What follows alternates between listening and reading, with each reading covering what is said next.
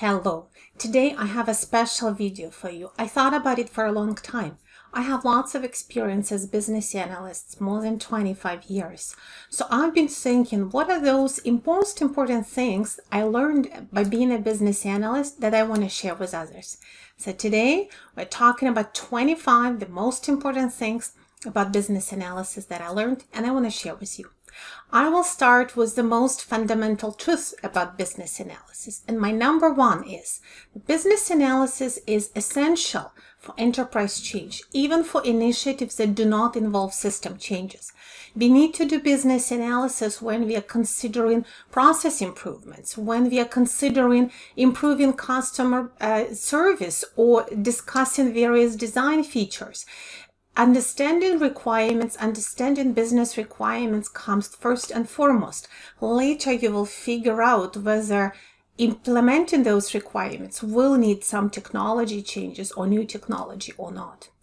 And on the same topic, off-the-shelf software implementation also requires business analysis. You cannot just implement a major product without first trying to understand how it fits your process, whether your process needs to change, how to configure the new product, and so on. I will have a special video just on requirements for off-the-shelf software, by the way. Number two is requirements don't come from business, even though we call them business requirements. Requirements truly come from business analysis. This is a value that business analysts bring. Your stakeholders are not going to just give you requirements. They'll tell you about their problems, their challenges, their frustrations. You have to collect that information. You have to analyze information from different sources, supplement it with data, immerse yourself in business process, look at different artifacts, look at reports, and collect and analyze and compare all that. And that will actually help you to figure out what truly are business requirements. What is that future solution that is needed to help solve those problems? So requirements don't come from business. They come from business analysis. My number three is visuals. Visuals and diagrams play a key role in business analysis. You cannot complete a major requirements analysis effort without creating pictures, without creating diagrams. Text language is not sufficient by itself to capture a lot of structured information. Diagrams improve your stakeholder engagement. Diagrams create support for your meetings, for your discussions. They create better understanding of what's being discussed. They help you to facilitate discussions, and diagrams also help you capture the results of your analysis. So you need models and diagrams to capture your current state, to visualize your future state. And without it, you're not really doing a proper analysis, because you may not be reaching all the stakeholders if you don't create any visuals. Number four is about clear writing. We still have to capture requirements in sentences, in user stories, in our backlog items. Even if we start to use any AI tools to help us capture, we still have the final word. Whether does it sound right? Does it make sense? So clear writing is crucial. It will never go away, because only through clear writing you can make sure that you have captured something that needs to be shared with others. Major problems with ambiguous language in requirements, that it creates misunderstandings. It may lead to wrong things being developed. It may lead to defects. It may need to rework. Even worse, and I've seen it happen ever and ever again, if business analyst uses very fancy, very convoluted, and overly complicated language, what happens is others just give up trying to understand what they mean. They just stop reading, they gloss over it, and stop questioning it, because they're saying, well, probably someone else knows what they mean. I certainly don't, but maybe that's just because business analysis is so complicated. So sometimes a business analyst can get away with using unclear language, especially if they sound very confident, But what will happen is someone else who needs to read that documentation and say, do work based on it, like development or testing, may just follow their own interpretation and what they heard in the meeting or what they understand, disregarding the complexities of that language.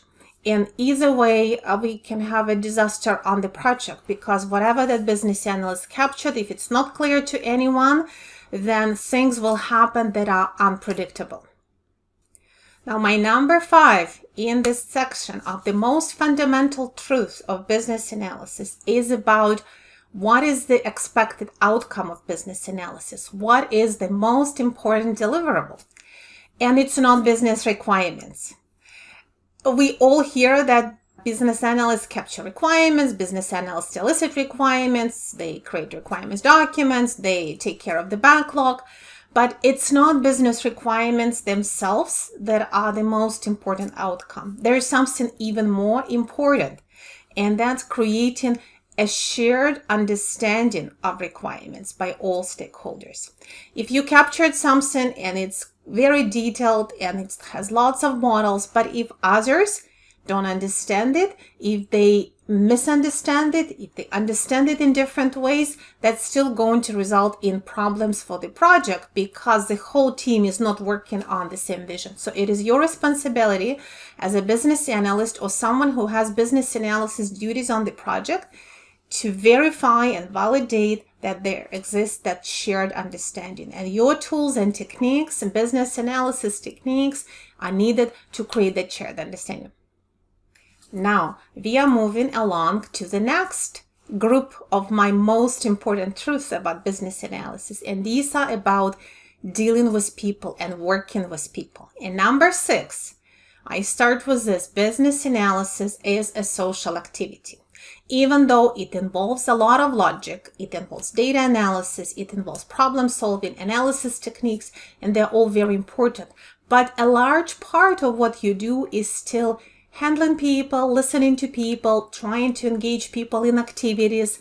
And your success in business analysis activities depends on other people. It depends on their willingness to collaborate with you, on their motivation to see the result, and how they will contribute to the project, and you need to engage them in that. So that's not an easy job. It's a job of facilitator, it's a job of a leader, it's a job of a diplomat, and you have to engage and you have to invest that time into your relationships and good relationships with other people so that they become your partners on this project. So that was number 6. Number 7. What is essential for business analyst survival on a project is diplomacy. And especially because, and I'm going to say it, customer in our world, customer is not always right. I know we always have this marketing perspective that customer as a broad concept is always right. Whatever customers want, we have to deliver to them. However, in the world of business analysis, especially when we work on enterprise changes, there is a nuance to this, because your customers often are internal stakeholders that want to make some changes to their systems or to their process.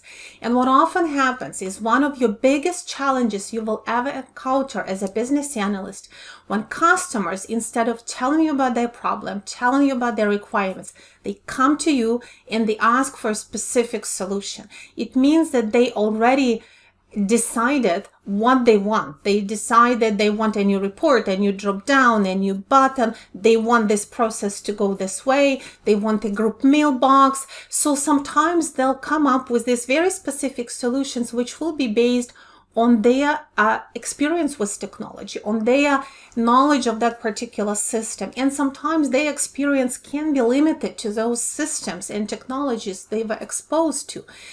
And in reality, the solution to the true problem, to the root cause of their problem, can be different. It can be more elegant, it can be cheaper, it can be easier, it might make more sense.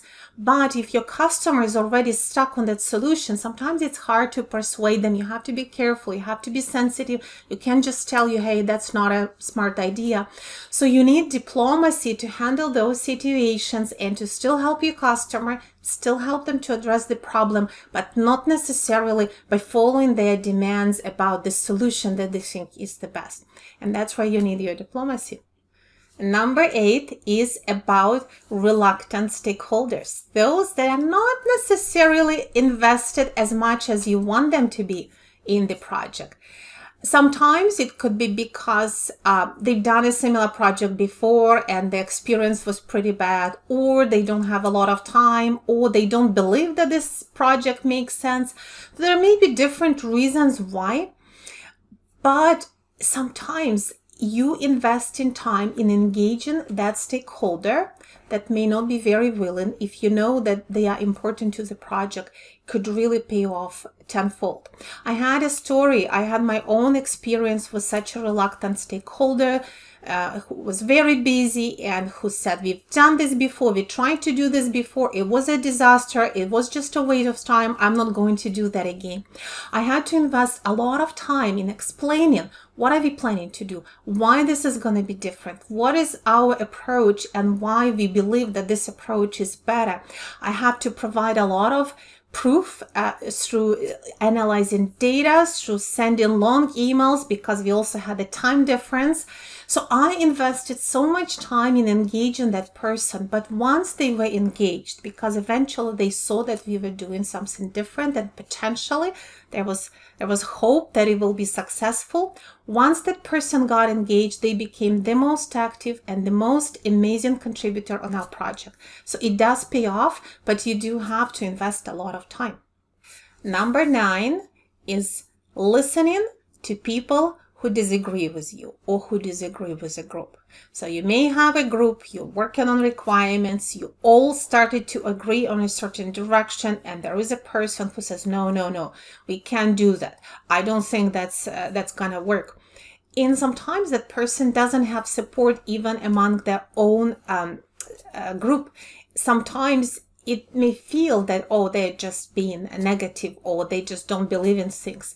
But the reason that that person disagrees, the reason that that person has a different opinion may be important. So what you need to remember is that business analysis is not about consensus.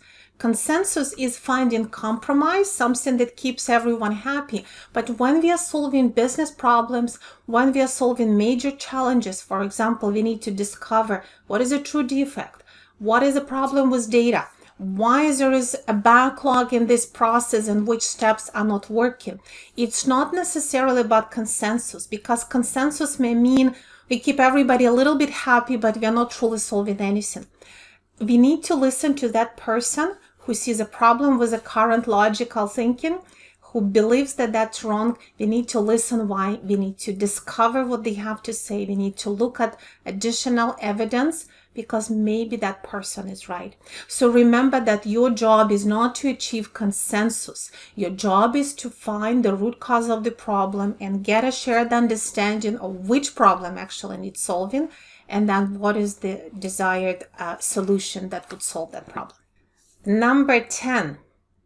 Now, a business analyst has to be an influencer in the best possible sense of this word. Oftentimes, you have to influence other people without having any authority.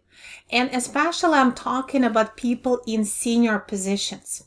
You may need to persuade them, you may need to bring them to see your point of view or the point of view of the project team, even though they are much more senior than yourself by their position. So that influencing without authority is the ultimate test for business analysts and for their competency. If you need to prove a point to someone who has a lot of power, remember those powerful stakeholders, you need that combination of logic and reasoning and articulating pros and cons and being sensitive to emotions of others. You need combination of all of those things. First of all, so that they listen to you. Second, that they hear what you say. And third, that you are able to give them a way to agree with you that still saves their face. So you can't ever put anyone down, and that's not going to work, especially if you are in a corporate environment. You have to be careful. I know we all have to be aware of political currents and of relationships between people. And remember that it's not about you necessarily proving that you were right and someone else was wrong. Sometimes allowing someone else to save face is more important to the project than demonstrating your superiority. So you always have to keep the final goal in mind, keep the problem that needs to be solved in mind, and subtly and gently bring other people to the same point of view without necessarily that conflict, and with figuring out what's the best way. So influencing without authority really is an art, but please practice and practice and practice it, because sometimes that is one important point that can turn your project towards success versus failure. All right, we're coming up to the next group of learnings, which are to do with how do you actually analyze business? How do you do analysis? So about analysis activities. So number 11, remember that business problems vary, and so should vary our approach to how to do business analysis. You may need to apply a new tool. You may need to use a new technique. Sometimes you need to do something unconventional if you have an unusual problem, because every project you will be involved in will be unique. That's the nature of project management. Every change in every organization will be, even if two organizations are implementing, say, the same CRM solution, it will still be two different projects because of how things are done in different organizations. What are the roles? What are the structures? What are the processes? What are the types of products they're selling? So every time you engage in a project, you're doing something unique. You will approach business analysis potentially in a new way, or you will have some variations in what you're doing. So don't be afraid to try new things. Maybe in your previous project, you didn't need to do any job shadowing because the documentation was so good. But in this project, you may need to do that. In another project, you used use case diagrams. In this one, you feel maybe that's not just the right tool. You're going to use something else. That's totally fine. Even more than that, don't be afraid to use something unconventional. I know we learn about diagramming notations, and it's a good practice to follow diagramming notations in general. But sometimes if you want to tweak that, if you want to add something extra, if you want to make a visual that doesn't comply with it, if that helps understanding between stakeholders, that's fine, because you don't create diagrams so that they go on diagram Olympics, right? You create diagrams so that you create communication, support communication, and facilitate shared understanding. If it works, then do it. So number 11 was don't be afraid to use a variety of methods and vary your methods and techniques depending on the situation. Number 12. Okay, this is gonna be fun. Have you ever been assigned to a project where the whole goal of that project was to automate a business process? You have a manual process, we need to automate it. Here's our new system. Just move it over, write up what the project does, and we will automate it. That's a horrible, horrible way of automating business processes in any organization, because every single manual process probably has some areas for improvement. That's why, you know, when it's manual, there's too many variations, and there are things that can be done without documentation, or every person can have their own interpretation of how to do it. So assume that your process is suboptimal. Always make that assumption. First, you need to analyze it and see if there are any areas of improvement. Only then automate it. Otherwise, all of those imperfections, all of those suboptimal steps are going to be forever baked in your system. So number 12, do not automate a suboptimal process. First improve, first optimize, and then automate. All right, number 13. What if you have a conflict during the requirements analysis? Especially, what if your stakeholders disagree? It happens. You're supposed to work with this group of people, but they may come from different departments, from different experiences, from different regions. They may do things differently. There may be a good reason for that or not. You don't necessarily know. So if you have conflicting stakeholders, how do you deal with it? The other side of this problem, what if you don't know enough and you are in doubt and you feel like your stakeholders are guessing a little bit? What if you have insufficient information? What do you do? So in each of these situations where your requirements are uncertain or you don't have complete information, remember this: don't rely on what others tell you. Again, when we learn business analysis first, maybe as junior analysts, we are told that one of the most important ways to collect information is by interviewing stakeholders, by asking questions, by listening to what they tell you. It's all true, but that's not all. It's not sufficient. You also need to supplement what others tell you with hard data, with your own research, with your own analysis. So you need to collect some primary information first. Maybe you're looking at artifacts and documents. Maybe you're running some reports and data queries. Maybe you are doing an additional survey to collect more data. Don't be afraid to supplement what others tell you with your research. In fact, sometimes, unless you do your own research, your analysis will be incomplete. Okay, so research and look at the data. Number 14. So, we talked about asking questions just now. Often you have to ask a lot of different questions, especially at the beginning of the discovery, open-ended questions. It's a bit easy to ask them, and you don't always know what you're going to get. Towards the middle of the project and further on, your questions sometimes become more close-ended because you start to validate and clarify and confirm things. And at that stage, sometimes you get an answer that will be really worrisome. Like, it may indicate a problem, it may indicate a gap. And sometimes you wonder, should I even go there? Maybe I don't even want to know. Or someone will actually tell you, you don't want to know, you don't want to go there. That's a can of worms. Sometimes we are tempted not to ask that extra question because we are literally afraid of what we're going to find out, or we sense that people are reluctant to answer. What I learned, and maybe some of you learned as well, and let me know in the comments if you have, if you don't ask that question, that particular question later will come and bite you and may become a major blow up on your project. Because the answer to that question may have been, hey, there's a major gap, or it's not what you think, we don't actually do things this way. The question that you don't ask can be your biggest problem.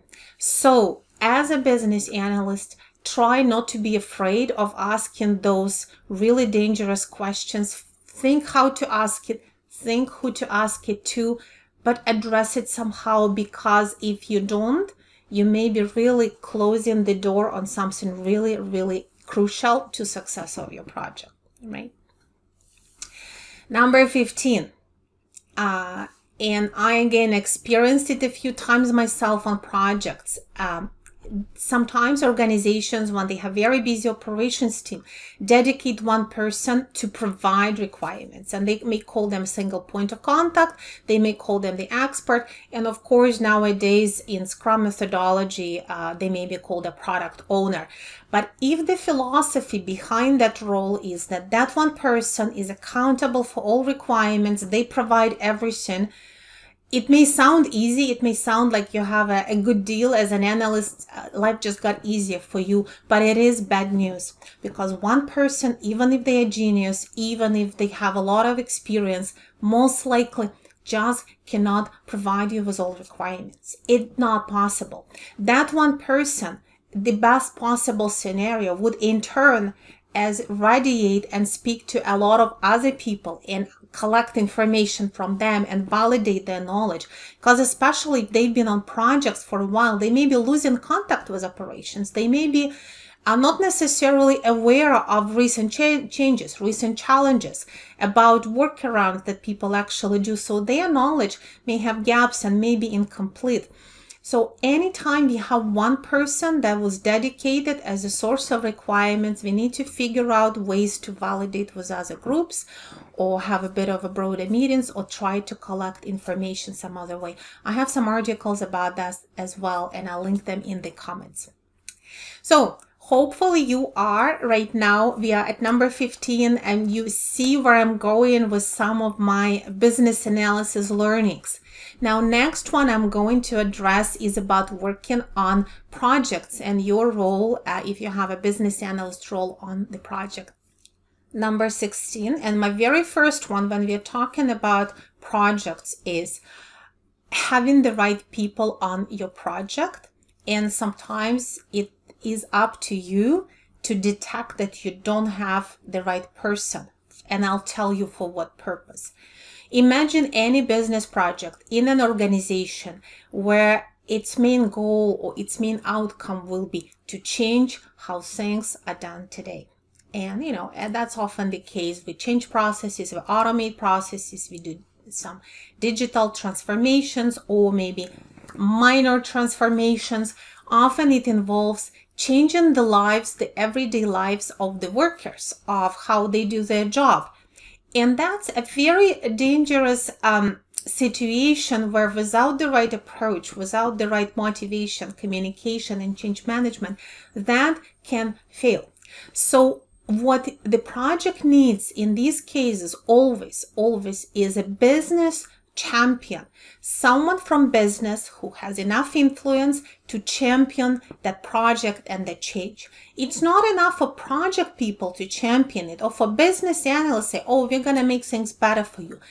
People who are involved in this day-to-day may be mistrustful of project management office and all of those people that come in and then leave and leave us with even worse things that we had before. They will trust much more someone from their own group, someone with influence, someone with respect who will tell them, here's why we're doing it, here's why it's going to be better for us, and will basically do a lot of promotion, a lot of change management from within, like an insider. So that business champion is super valuable. Invest finding a business champion. They're going to be your best friend. Get them on your side, and then your project will be much more successful. And I did have experience like that as well, so I'll tell you another time. Number 17. You may encounter a stakeholder that was assigned to your project that really is against the project. And that happens. And the project manager, maybe the sponsor is like, oh, you really need to have this group, or these people are really important. We make sure that they are involved. But instead of getting involved, they're constantly against it. They say, no, it will never help. They don't share information. They disagree with everything. So in my experience, that happens sometimes if that group feels threatened by the project, or the way they've done it is going to change significantly because maybe, that was not the best way to do it.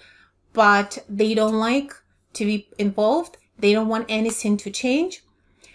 Sometimes the project has to go ahead without them. And again, in my experience, we had a situation like that. It was very unpleasant. It was a risky situation. And literally we ended up excluding those stakeholders from the project because they weren't participating anyway. They were spreading rumors. They were disrupting meetings. They were disrespectful. And since we actually came up with a different solution that would not require a deep involvement of that group, we went ahead without them. And again, we had a business champion on our side who managed that part because it was truly a business problem, not a project problem. And sometimes you just don't involve them anymore. That actually may mean that it's a high time for that process to move from being owned by this group to another group. Okay. All right. Number 18. I'm not going to dwell on this too much, but I think if you have been a business analyst for a while, you'll know what I mean. We sometimes have to substitute for other people on the project. And business analysts especially often have to substitute for project manager when they're away or when they are not feeling well, because we're so good at arranging meetings and talking to people. We know what's going on. So business analysts can do project management and can fill in for project managers. But a project manager can't always do the same for business analyst. Some project managers are truly classic PMs that are not necessarily involved in business analysis. They may be good at documenting things. They may be good at assigning tasks, but not necessarily about analysis. So you always have to realize it and balance it and take responsibility for analysis. Number 19. Now we're getting into project politics. Be business analyst and project manager, or business analyst and scrum master. So often these people work together very well, and that's great. And they should have the same goals, right? However, sometimes the objectives don't necessarily align. And it's a bit tricky, but think about it. Project manager's job is to deliver the scope. They're given the scope, they're given the timelines, they're given the budget, they work within that triangle, they need to deliver. Business analyst is concerned with solving the right problem. So what might happen is a business analyst discovers something in the middle of the project, a gap, a problem, a missed requirement, and goes to project manager to talk it over. We need to change things. We need to tweak this. We need to go back and rework something. A project manager must say, no, this will impact my timelines. Or no, this was approved. No, these are the requirements. No, maybe in the next phase, maybe in the next iteration. So sometimes project managers, for various reasons, will be focused on their timelines, on their scope, and will not be willing to be flexible. Where business analyst actually feels passionate, oh, but it's not going to be right. But it will not give our users the right experience. They may not like our product. It may be a problem. I don't have a ready solution for this. I think it requires discussion. Maybe it requires reaching out to sponsors. It requires pros and cons evaluation. But what I want to do is bring you awareness that this might happen and you may have to deal with it. Number 20. And this is about where the business analysis ends with finalizing requirements analysis and it doesn't. Business analyst needs to be involved in the whole project life cycle, in the whole cycle of developing a solution. And for today, I want to really bring your attention to solution design. Solution design will be done by other groups. It could be architects, solution designers, developers, but there's nothing wrong with you as a business analyst being involved in one way or another in solution design.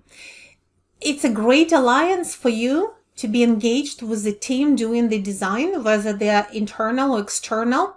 First of all, you help evaluate whether proposed solution satisfies requirements earlier, like before things get developed.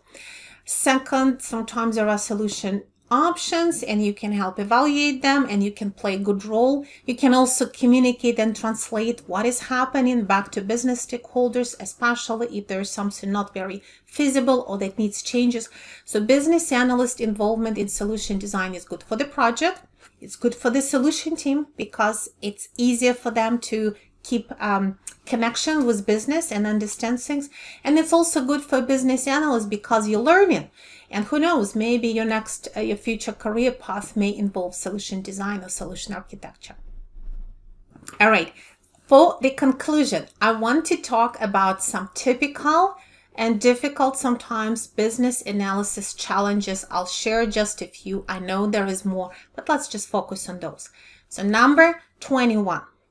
The most typical challenge you're going to face as a business analyst is stakeholders don't have time.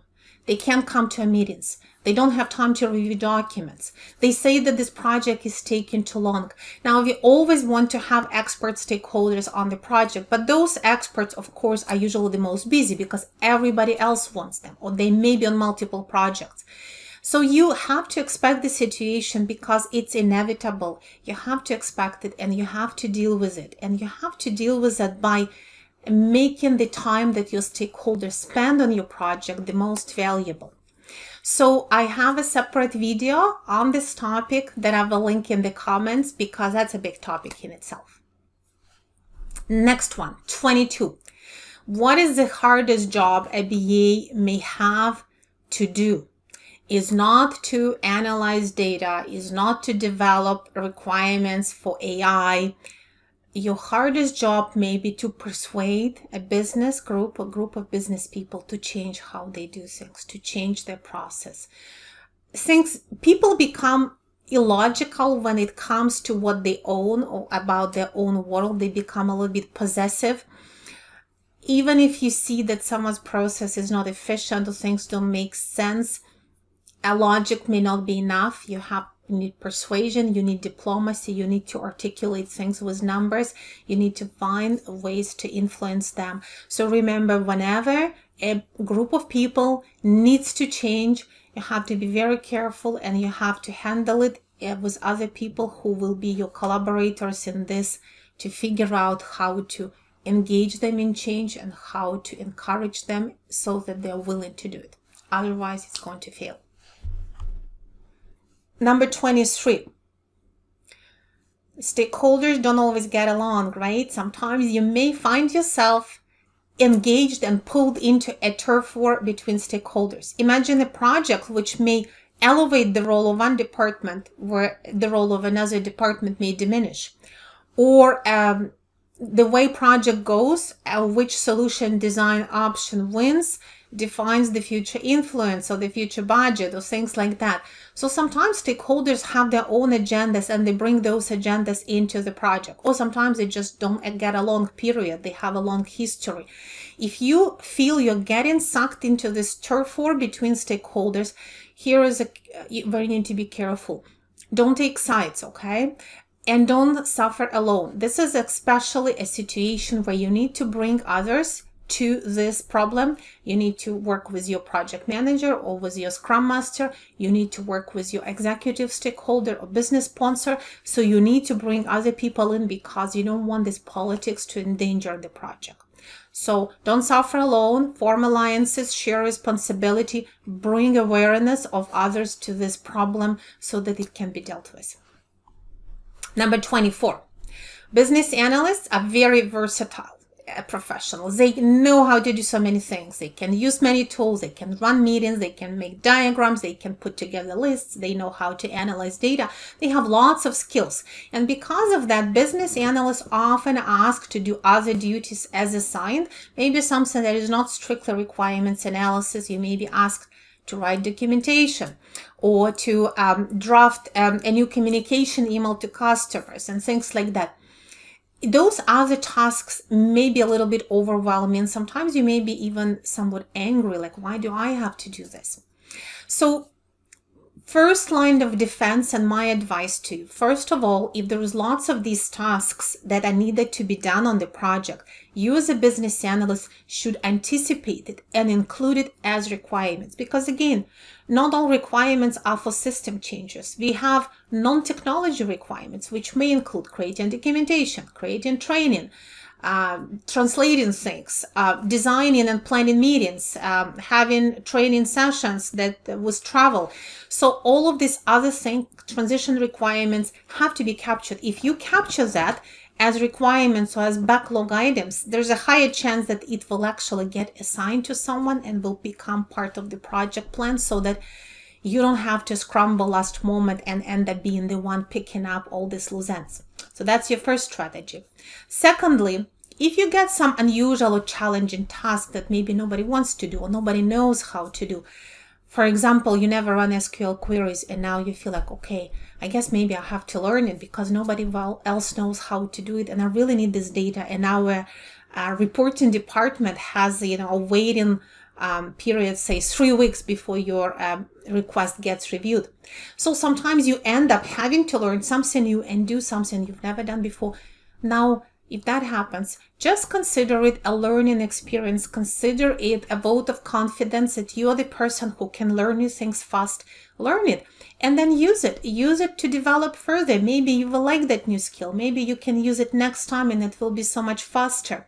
And it may help you on your next career move. Say you learn more about data analysis. Well, maybe you may be interested in data governance or becoming a data architect or going into analytics.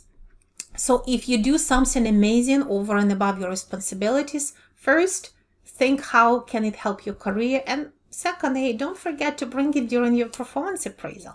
There's nothing wrong with advocating for yourself, especially if you're doing a great job. And finally, number 25, this is the last point for today and the last BE challenge.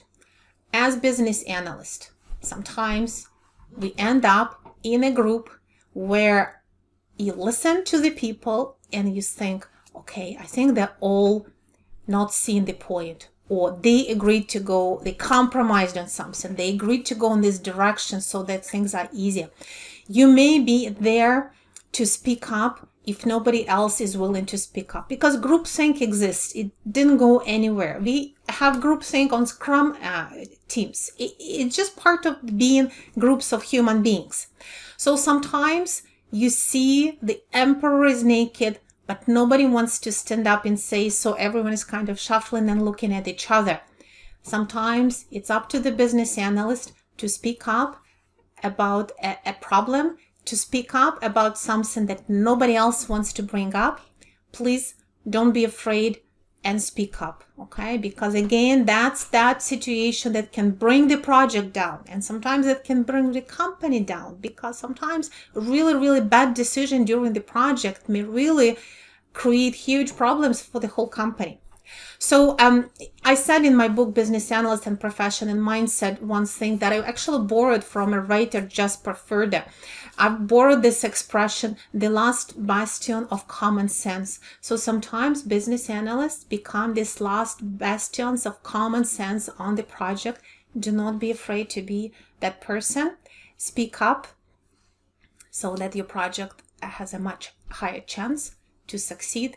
Speak up so that your company doesn't waste money and resources on something that is going to be a failure.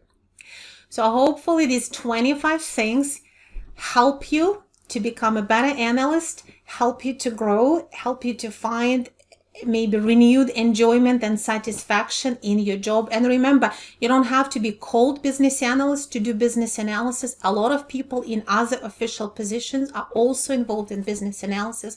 And these 25 items I mentioned today are for all of you. I'm Yulia Kosarenko. You can follow me here on YouTube. You can find a link to my courses in the comments. I run Mentorship Circle for business analysts, and I'll see you again next time.